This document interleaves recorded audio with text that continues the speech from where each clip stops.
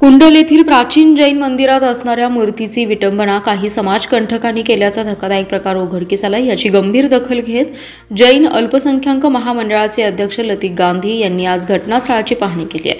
त्यानंतर त्यांनी जिल्हाधिकारी कार्यालयात याबाबत आढावा बैठक घेऊन दोन समाजात जाणीवपूर्वक तेढ निर्माण करण्याचा हा प्रयत्न आहे, त्यामुळे या प्रकरणाचा गंभीर तपास करून या प्रकरणातील समाजकंटकांवर तातडीने कठोर कारवाई करावी अशा सूचना दिल्या। यावेळी अतिरिक्त जिल्हाधिकारी, अतिरिक्त पोलीस अधीक्षक ऋतू खोकर यांच्यासह अधिकारी उपस्थित होते।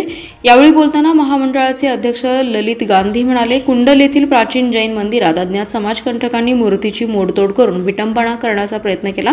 या भागात असा प्रकार पहिल्यांदाच घडला। या घटनेमुळे महाराष्ट्रासह देशातील जैन बांधवांमध्ये प्रचंड असंतोष आहे।